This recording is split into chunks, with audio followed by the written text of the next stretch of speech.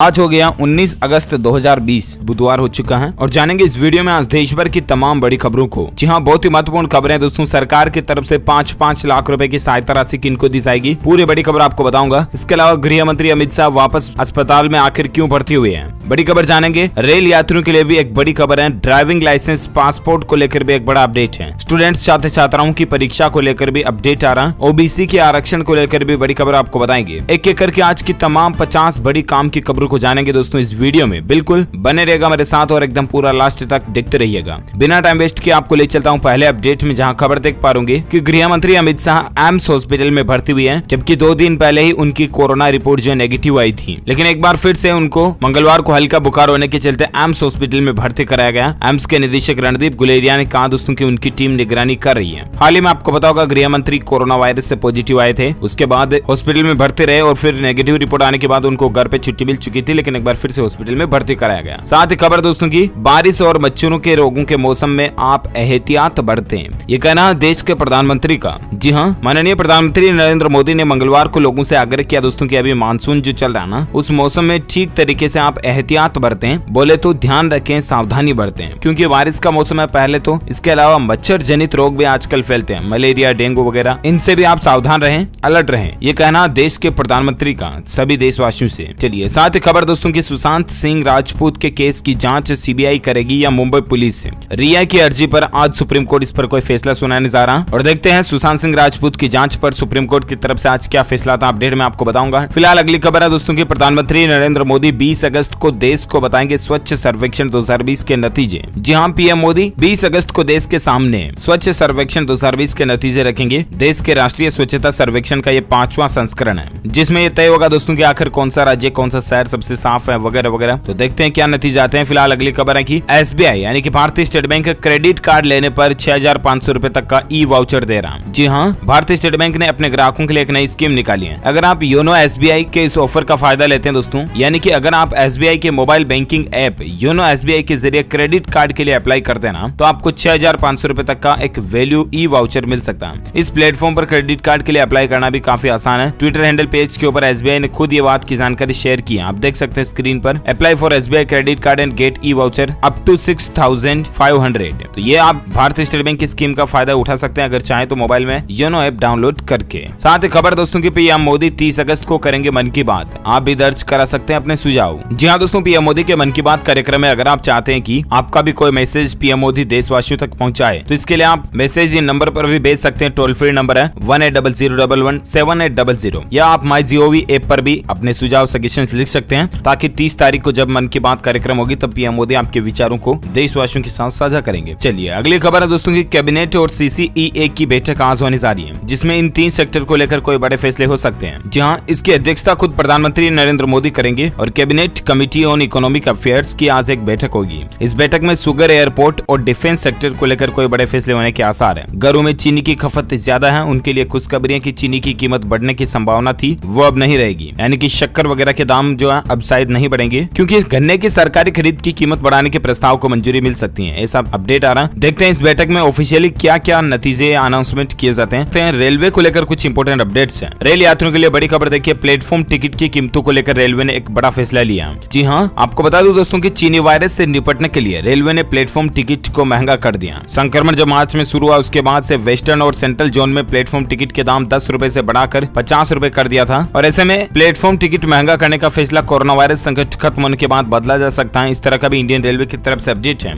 और रेलवे को लेकर एक खबर दोस्तों की, अब स्टेशनों पर यात्रियों से वसूले जाएंगे एयरपोर्ट की तरह शुल्क भी। जी हाँ, भारतीय रेलवे स्टेशन विकास निगम लिमिटेड का कहना दोस्तों की आधुनिक और पुनर्विकसित रेलवे स्टेशनों पर उपयोग शुल्क बाजार आधारित होंगे। इस शुल्क को टिकट में भी शामिल किया जाएगा, यानी कि रेल यात्रा करना आपका कुछ महंगा होगा अब। लेकिन यात्रियों के लिए एक राहत की खबर भी है, सभी स्टेशनों पर लागू होगा नो बिल नो पे नियम। रेल यात्रियों को इसका सीधा फायदा भी मिलेगा। जी हाँ, अगर आप रेलवे स्टेशन पर लगे किसी भी स्टॉल, रेहड़ी वाले से, दुकान वाले से कोई सामान खरीदते हो और अगर आपको वो दुकान वाला बिल नहीं देता ना, तो आपको पैसे देने की जरूरत भी नहीं है, क्योंकि इंडियन रेलवे एक पॉलिसी लागू करने जा रहा है जिसका नाम होगा नो बिल नो पे, यानी कि अगर आपको बिल नहीं दिया जाता तो आपको पेमेंट भी नहीं करना। साथ ही रेलवे को लेकर एक और अच्छी खबर है कि भारतीय रेलवे में पिज्जा डिलीवरी जैसा मॉडल भी बनने जा रहा। सामान की डिलीवरी तय समय पर नहीं होगी तो भी आपको हर्जाना मिलेगा। जी हाँ, इंडियन रेलवे की सर्विसेज के तहत अगर आप कोई सामान वगैरह मंगवाते हो और वो सामान आपके पास डिलीवर होने में कुछ वक्त लग जाता है, तो खबरों की माने दोस्तों दोस्तों तो रेल सामान डिलीवरी को लेकर हर 4 घंटे की देरी के हिसाब से जुर्माना निर्धारित कर सकता है। 4 घंटे या उससे ज्यादा अगर देरी से आपके पास सामान पहुंचता है, आपने अगर रेलवे में कोई माल बुक कराया है तो 4 घंटे या उससे देरी से पहुंचता है तो फिर आपको हर्जाना मिलेगा उसका। इस तरह की भी प्लानिंग इंडियन रेलवे कर रहा है। अच्छा, रेलवे की जब बातें हो रही दोस्तों तो मैं आपको मेट्रो को लेकर भी कुछ अपडेट बता देता हूँ। अब दिल्ली मेट्रो के कर्मचारियों की सैलरी में कटौती हो चुकी है। DMRC की तरफ से इसको लेकर आदेश भी जारी हो चुका है। जहाँ कोरोना संक्रमण काल में दिल्ली मेट्रो के कर्मचारियों के लिए एक बुरी खबर है। दिल्ली मेट्रो रेल कॉर्पोरेशन जो है ना, DMRC, उसने मंगलवार को इसका एक औपचारिक आदेश जारी किया और आदेश के मुताबिक अगस्त महीने से कर्मचारियों को सुविधाएं और भत्ता बेसिक सैलरी का 15.75% ही मिलेगा और साथ ही अगस्त महीने में मिलने वाली कर्मचारियों की सुविधाएं और भत्तों में 50% तक की कटौती की जाएगी। तो ये भी एक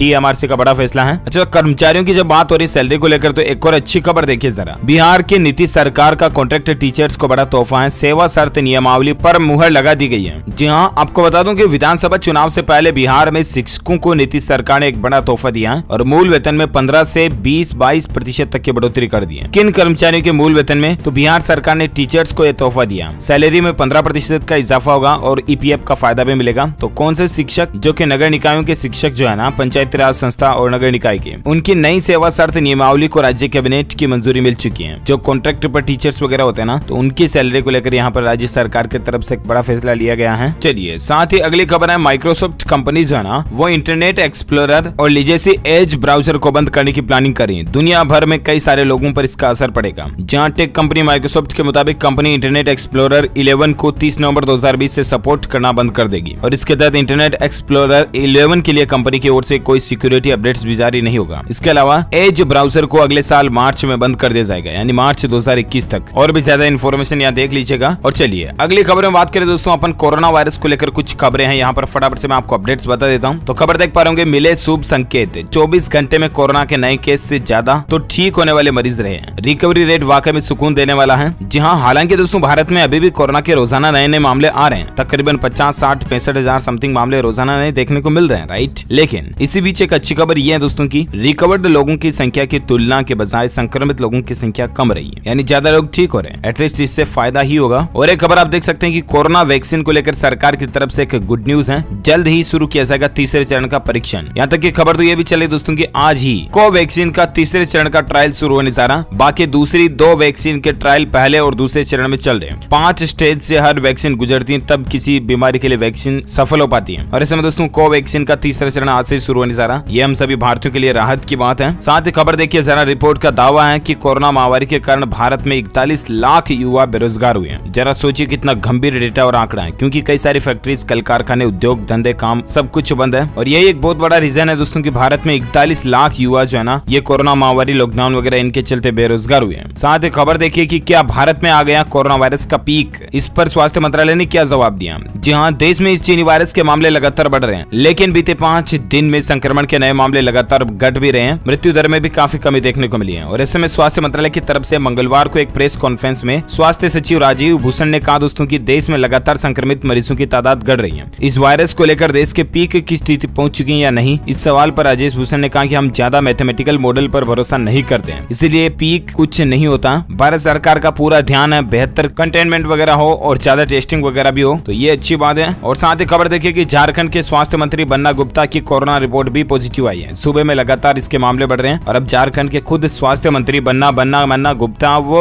पॉजिटिव आ गए हैं वो। साथ ही खबर देखिए जरा कि कोरोना वायरस की जांच का नया तरीका। पहली बार मुंबई में आवाज से होगी कोरोना मरीजों की पहचान। AI यानी कि आर्टिफिशियल इंटेलिजेंस सॉफ्टवेयर की मदद से घर बैठे ही इस वायरस का टेस्ट हो पाएगा। 30 मिनट में नतीजे सामने भी देखने को मिलेंगे। तो ये वाकई में टेक्नोलॉजी एक बहुत ही अमेजिंग और यूनिक लग रही है। देखते हैं इस टेक्नोलॉजी को लेकर और क्या नया अपडेट आता है, मैं आपको बताता रहूंगा DLS न्यूज के ऊपर। फिलहाल आप खबर देखिए जरा कि बंद कमरे में काम करने वाले डेंटल एक्सपर्ट को कोरोना का खतरा ज्यादा है। लोग दांतों की रूटीन जांच न कराने जाएं तो बचे रहेंगे। WHO ने 5 बड़ी बातें गाइडलाइन में जारी की हैं, जिसमें एक तो दांतों की डेली जांच ना कराएं। Dental clinic high risk zone में आ रहे हैं। डेंटल चेकअप से संक्रमण का खतरा बढ़ रहा है। इमरजेंसी की स्थिति में ही क्लिनिक जाएं। टेलीमेडिसिन से एक्सपर्ट की आप सलाह ले सकते हैं। ये WHO की तरफ से नई गाइडलाइन आई है। साथ ही दोस्तों भारत में कोरोना वायरस के ताजा आंकड़ों की अगर बात करें ना, तो पिछले 24 घंटों के दौरान तकरीबन 65,000 से ज्यादा नए संक्रमित मामले देखे गए और इसके बाद भारत में संक्रमितों की कुल संख्या 27,66,000 तक पहुंच चुकी है, जिसमें से 6,76,000 एक्टिव केस है, यानी कि सक्रिय जिनका इलाज चल रहा है, जबकि 20,36,000 रिकवर्ड हो चुके हैं, यानी कि ठीक हो चुके हैं। भारत में दोस्तों इस वायरस के चलते मरने मरने वालों की कुल संख्या 53,014 तक पहुंच चुकी है, यानी 53,000 से ज्यादा लोगों की भारत में कुल जान जा चुकी है। पिछले 24 घंटों के दौरान ही 1098 लोगों की जान गई। तो ये है भारत का ताजा आंकड़ा, राइट। और आइए अब नजर डालते हैं आज के ताजा मौसम समाचार वेदर न्यूज अलर्ट आखिर क्या करें। तो आपको बता दूं दोस्तों की 19, 20 और 21 अगस्त को भारत के कई राज्यों में भारी बारिश की आशंका जताई गई है। मौसम विभाग यानी कि IMD ने बाढ़ का भी खतरा जताया कई राज्यों में। जी हाँ दोस्तों, IMD की माने दोस्तों तो स्काईमेट वेदर के अनुसार कोलकाता सहित पश्चिम बंगाल, झारखंड, छत्तीसगढ़, विदर्भ, मध्य प्रदेश के कई हिस्सों में भारी बारिश की संभावना है। मैं आपको संपूर्ण भारत के 19, 20 अगस्त 2020 के मौसम पूर्वानुमान के बारे में बता दूं तो अगले 24 घंटों के दौरान पूर्वी मध्य भागों में गुजरात के कई इलाकों में मध्यम बारिश की संभावना है। वहीं विदर्भ, छत्तीसगढ़, उत्तरी तेलंगाना, गंगीय पश्चिम बंगाल, कोंकण, गोवा, तटीय कर्नाटक, उत्तराखंड और हिमाचल प्रदेश में हल्की से मध्यम बारिश हो सकती है। उड़ीसा, तटीय आंध्र प्रदेश, पूर्वी राजस्थान, पंजाब, हरियाणा, दिल्ली, उत्तर प्रदेश, बिहार, पूर्वोत्तर भारत, जम्मू कश्मीर, हिमाचल प्रदेश, आंतरिक कर्नाटक और केरल के कुछ हिस्सों में हल्की से मध्यम बारिश की संभावना है। तो ये रहे आज के ताजा मौसम समाचार वेदर न्यूज अलर्ट। और आइए अब नजर डालते हैं आज के ताजा सोना, चांदी और पेट्रोल डीजल के रेट्स क्या चल रहे हैं। तो सोने में एक बार फिर से 54,000 रुपए तक के करीब देखा गया सोना। 10 ग्राम सोने के रेट में 550 रुपए की तेजी आई और इसके बाद 53,800 तक सोना फिर से पहुंच चुका। बात करें चांदी की दोस्तों तो चांदी में अभी 2100 रुपए की तेजी चल रही है और उसके बाद चांदी का रेट अभी चल रहा है 69,496 रुपए प्रति किलोग्राम। वहीं बात करें आज के पेट्रोल डीजल के रेट्स की तो अमेरिकी डॉलर की कीमत गिरने से कच्चा तेल सस्ता हुआ और भारत समेत कई देशों पर इसके रेट्स का असर देखने को मिला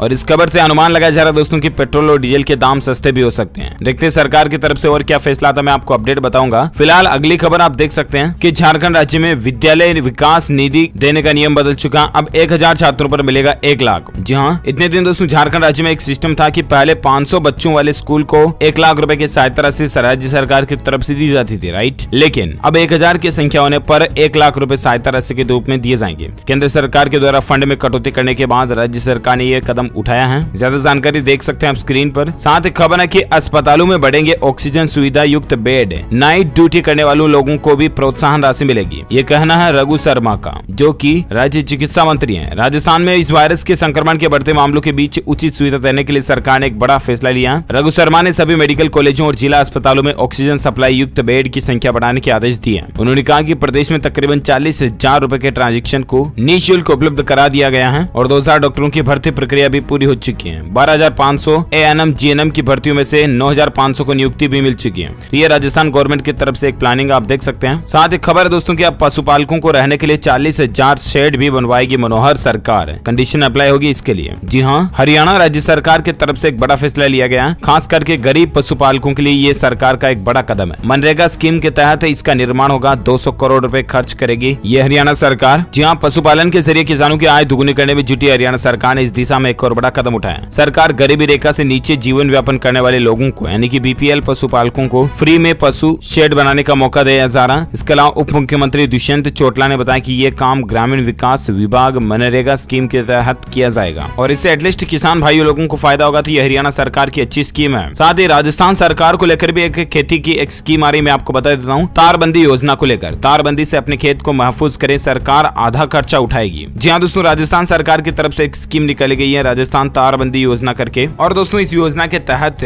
राजस्थान सरकार किसानों को 40,000 रुपए तक की मदद देती है अपनी खेती बाड़ी के चारों तरफ बाढ़ करने के लिए, तार लगाने के लिए। ई मित्रा के जरिए आप फॉर्म भर सकते हैं। अगर आप राजस्थान के नागरिक हैं तो इस योजना का फायदा उठा सकते हैं, ठीक है ना। साथ ही अगली खबर है मध्य प्रदेश में शिवराज सरकार का एक बड़ा फैसला। देखिए आप, मध्य प्रदेश में सिर्फ स्थानीय निवासियों को ही अब सरकारी नौकरी मिलेगी। जी हाँ, मध्य प्रदेश के मुख्यमंत्री शिवराज सिंह चौहान ने राज्य में नौकरियों को लेकर एक बड़ा फैसला लिया। राज्य में अब सरकारी नौकरियों के लिए सिर्फ वही अप्लाई कर पाएगा जो कि मध्य प्रदेश का स्थानीय निवासी होगा, यानी कि बाहर के राज्यों के स्टूडेंट्स जो है ना अब MP की सरकारी नौकरियों के लिए अप्लाई नहीं कर पाएंगे। जी हाँ, मध्य प्रदेश के मुख्यमंत्री शिवराज सिंह चौहान ने बैठक के बाद ट्वीट करके बात की जानकारी दी है। आप स्क्रीन पर देखिए जरा। चलिए साथ ही अगली खबर है कि यूपी में MSME को मिलेगी 5 लाख रुपए की मार्केटिंग सहायता, लागू होगी नई स्टार्टअप नीति। जी हाँ दोस्तों, उत्तर प्रदेश सरकार की तरफ से युवाओं के लिए खास करके एक नई स्कीम निकाली गई है। उत्तर प्रदेश में सूक्ष्म, लघु एवं मध्यम उद्यम को नई स्टार्टअप नीति 2020 के तहत 5 लाख रुपए तक की मार्केटिंग सहायता मिलेगी। अपर मुख्य सचिव आलोक कुमार ने मंगलवार को बताया कि नई स्टार्टअप नीति अधिसूचित की गई है और नीति जल्द ही लागू हो जाएगी, जिसमें पूरे प्रदेश में स्टार्टअप और इंक्यूबेशन सेंटर को बड़े पैमाने पर प्रोत्साहन दिया जाएगा। नई नीति के तहत MSME के लिए 5 लाख रुपए तक की मार्केटिंग सहायता राशि मिलेगी। तो ये यूपी गवर्नमेंट की वाकई में अच्छी स्कीम है। और साथ ही जरा खबर देखिए आप कि फेसबुक में भी दिखेगा टिकटॉक जैसा फीचर चल रही, इसको लेकर भी टेस्टिंग, जहां पर आप फेसबुक में भी जल्दी शॉर्ट वीडियोस बना पाओगे। हाल में इंस्टाग्राम ने भी आपको पता होगा रील्स करके एक फीचर फीचर लॉन्च किया था, ठीक वैसे ही फेसबुक में भी आपको एक नया फीचर दिखाई देगा। देखते हैं आखिर कब तक आता है ये नया अपडेट। फिलहाल खबर है कि उत्तर प्रदेश सरकार की एक और बेमिसाल योजना देखिए, लड़कियों को मिलेंगे 51,000 रुपए। आखिर कब? दरअसल आपको बता दें कि उत्तर प्रदेश सरकार की एक नई स्कीम चलती है जिसका नाम है शादी अनुदान योजना करके। जी हाँ, उत्तर प्रदेश विवाह अनुदान योजना के नाम से एक योजना चलती है जिसमें लड़की की शादी होने के दौरान 51,000 रुपए की सहायता राशि दी जाती है, लेकिन शर्त यह कि लड़की की उम्र 18 साल या इससे ऊपर होनी चाहिए और लड़के की उम्र 21 साल या इससे ऊपर होनी चाहिए। इस योजना के तहत एक परिवार से 2 लड़कियां ही अनुदान पात्र होती हैं। योजना का मकसद है दोस्तों की गरीब परिवार, अनुसूचित जाति, जनजाति या अल्पसंख्यक वगैरह जिनके पास शादी के पैसे नहीं होते, उनकी शादी का खर्च वहन किया जा सके, इसलिए यूपी सरकार की एक अच्छी योजना है। इसके लिए आप ऑनलाइन भी अप्लाई कर सकते हैं। वेब पोर्टल है shaadianudan.upsdc.gov.in। यहाँ पर जाकर के आप अलग अलग क्षेत्र के ऑनलाइन अप्लाई कर सकते हैं, ठीक है ना। चलिए, साथ ही खबर है कि अक्षय कुमार ने असम के बाढ़ पीड़ितों के लिए 1 करोड़ रुपए दान किए हैं। मुख्यमंत्री सर्बानंद ने दिया धन्यवाद। जहां बॉलीवुड के एक्शन स्टार अक्षय कुमार ने असम राज्य में बाढ़ पीड़ितों के लिए 1 करोड़ रुपए का दान दिया। असम के मुख्यमंत्री सर्बानंद सोनोवाल ने मंगलवार को ट्वीट करके अक्षय कुमार को धन्यवाद भी दिया। और वाकई में दोस्तों, बॉलीवुड के खिलाड़ी के नाम से मशहूर अक्षय कुमार दिल के बहुत ही अच्छे व्यक्ति हैं, दान करते रहते हैं, राइट। अगर आप भी अक्षय कुमार के फैन है, अक्षय कुमार को दिल से चाहते हैं, तो इस वीडियो पर एक लाइक तो जरूर बनता है, लाइक कर दीजिए फटाफट से। और अपन आगे बढ़ते हैं अगले अपडेट में, जहां टेक न्यूज के तहत टेक्नोलॉजी को लेकर एक खबर देख पा रहे होंगे। खतरा होने पर अब गूगल क्रोम आपको वार्निंग दे देगा। जी हाँ, गूगल जल्द ही अपने क्रोम ब्राउजर को इस्तेमाल करने वाले यूजर्स को सिक्योरिटी देने वाला है। कंपनी थर्ड पार्टी वेबसाइट से निजी जानकारी और पासवर्ड्स को बचाने के लिए क्रोम पर आपको एक नोटिफिकेशन दे देगा, तो ये क्रोम अपडेट में आपको देखने को मिल जाएगा। साथ ही अगला अपडेट देखिए, फाइनल ईयर के एग्जाम्स को लेकर यूजीसी गाइडलाइन और सुप्रीम कोर्ट का फैसला, इन दोनों को लेकर अपडेट देख पा रहे कि फाइनल ईयर परीक्षा मामले पर सुप्रीम कोर्ट का फैसला सुरक्षित रखा गया है। यूजीसी द्वारा फाइनल ईयर परीक्षाएं कराने के फैसले को चुनौती देने वाली याचिकाओं को सुनवाई करते हुए सुप्रीम कोर्ट ने मंगलवार को अपना फैसला सुरक्षित रखा और अदालत ने सभी पक्षों को अपनी दलीलें लिखित में पेश करने के लिए 3 दिन का और समय दिया। अब देखते हैं रिटन एविडेंस के बाद सुप्रीम कोर्ट क्या नया अपडेट या फैसला देता है, मैं आपको बताऊंगा डीएलएस न्यूज के ऊपर। फिलहाल आप खबर देख पा रहे होंगे कि हाई कोर्ट की हरी झंडी, हिमाचल में तय शेड्यूल के अनुसार होंगी